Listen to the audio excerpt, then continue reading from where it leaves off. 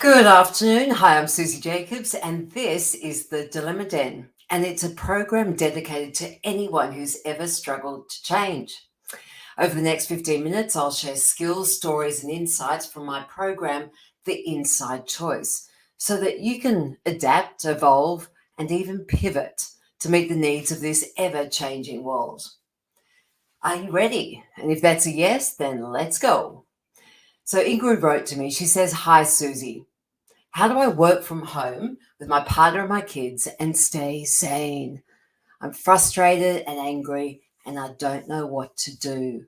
Please help." Hello, Ingrid. How are you? I'm going to give you some skills to overcome your frustration and anger because I think that when you apply and practice those skills, you'll find that your sanity will take care of itself. So I'm going to start by sharing with you something that happened to me last week.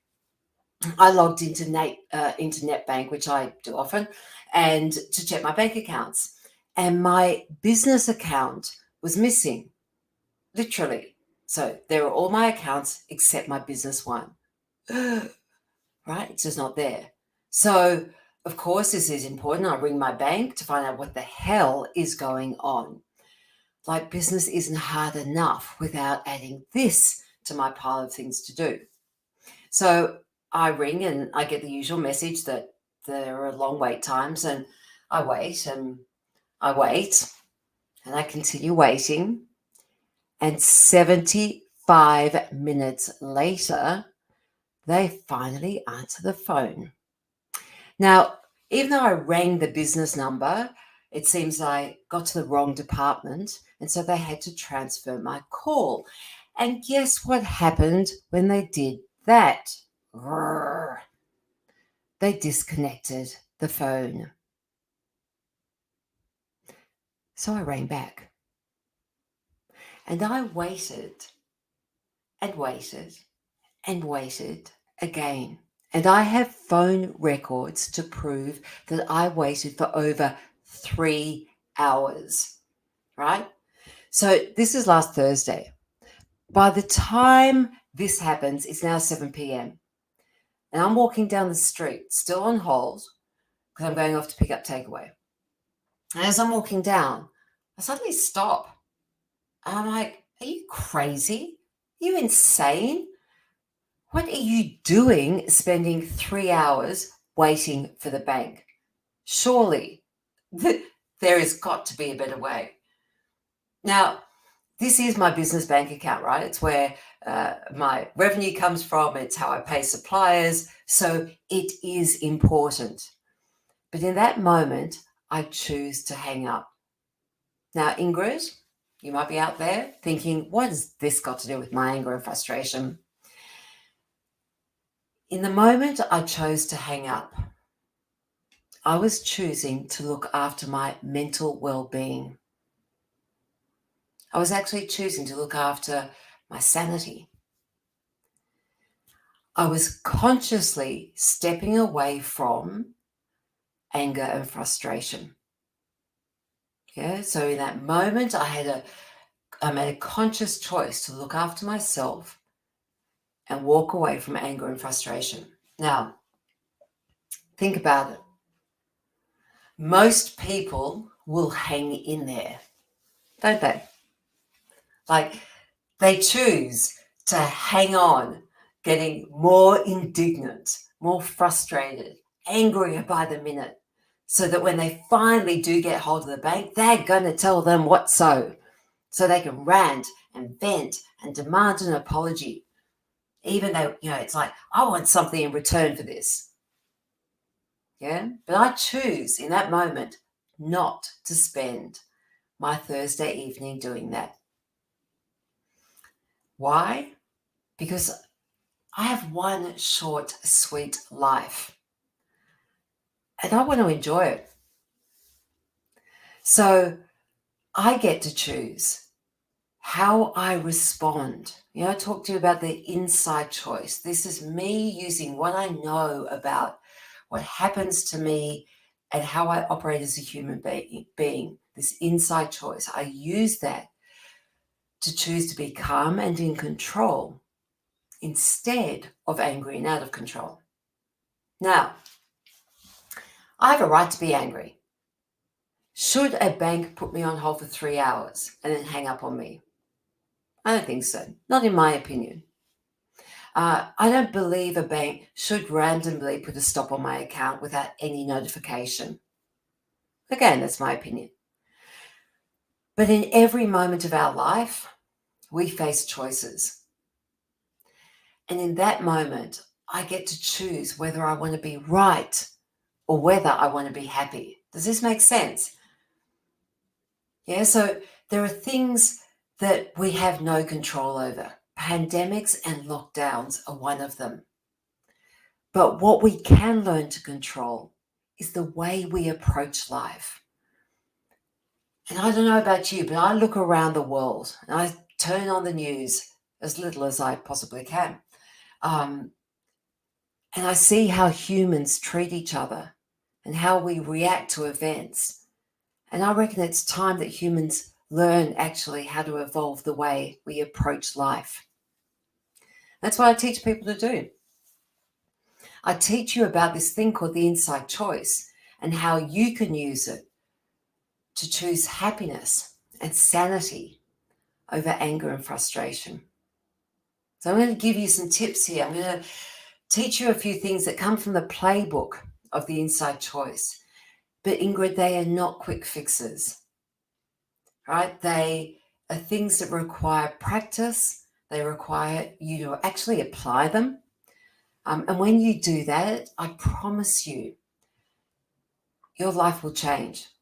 And I don't say that lightly. I know that as a result of hundreds of people doing my program and letting me know in no uncertain terms the changes that have happened in their life. So facts about feelings, facts about anger and frustration, and this comes straight from the playbook from the Inside Choice. So all feelings, including your frustration and anger, are biological responses to external stimuli. And that biological response, whether it's anger or frustration, has a lifespan of 90 seconds. So I can only feel angry for 90 seconds. Same for you.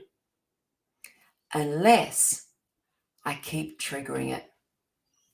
You see, if I chose to stay on the phone to the bank and I chose to keep holding for maybe, 3, 5, 12 hours, I am choosing to put myself in an environment that triggers this feeling called anger. In other words, you can almost say I'm choosing to trigger the feeling, right? If I then go home after I've collected my takeaway and I read all my friends and tell them how evil the bank is, and I replay the whole story again and again and again for all my friends, I keep triggering the anger. If I continue thinking about it, I'm triggering the anger. And then Ingrid, if I then switch on the news and see all the awful stuff that's happening in the world, the terrible way that humans treat other humans, I'm going to trigger that anger. And it's right there. It's so easy for me to do because I'm already in that space. And then I can get myself so wound up, I start yelling at people around me who have got nothing to do with the bank or the stuff happening on the news. And so then I'm angry with the wrong people about the wrong stuff. And so then we end up having a fight with each other. And then I feel alone and sad. So now I've got feelings of being sad, alone, angry, and frustrated. And so I go to bed and I can't sleep that night. Wake up the next morning and I'm exhausted. And because my resilience is low, I don't cope as well. I feel angry. So I go, somebody's going to pay for this. I get back on the phone and they put me on hold. And on it goes.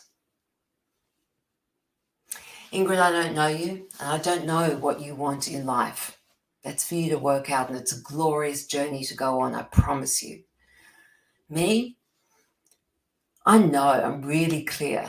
I don't want to spend my life angry or upset or resentful, which is why I chose to hang up on the bank, because I always know that even when there's crap stuff happening in my world, that I get to choose how I respond to it. So you know what I did instead? The following day, I went down to actually a physical bank and walked through the door. And as I walked through the door, there's a lovely, friendly staff member waiting to greet me. They say, "Hello, and how can I help you today?" And I look them straight in the eye and I say, "I would like you to be very, very nice to me." And he kind of looked at me rather strangely and he said, "I can do that." And I said, "Thank you." Yesterday, I was on the phone waiting for some service from your particular bank for 3 hours. And I've got some important business I need to resolve. And my request is that you help me resolve it. And he said, "I can do that." And I said, "Thank you." Yeah. So I've still got a resolution. The way I went about it allowed me to take control of my experience of life. I know lockdown is hard, and I truly believe it is way harder for people who are homeschooling, who have got careers, who are trying to work from home. Both people are working from there. It's putting enormous pressure on our resource to love and care and support and find the good in life, right? But it has brought you here today. And this is your chance to grow and evolve and adapt the way you do life, to master this thing called the inside choice, which is the source of real, sustainable change. It's within you. So, Ingrid, here's what I want you to do for the next 7 days. It's really simple. This is a practice, right? Pay attention to what's happening on the inside of you. So that means you might have to ignore some of the outside noise for a while. Yeah, and just notice what actually happens on the inside. Can you identify your feelings? Can you name them? And what is the situation, the external trigger that triggers those feelings, right? So just those 3 things. Notice what's happening on the inside. Can you identify and name your feelings and then write down what triggers them? That's all I want you to do on that. I don't want you to do anything other than notice. No fixing, no judgy stuff. Just write it down.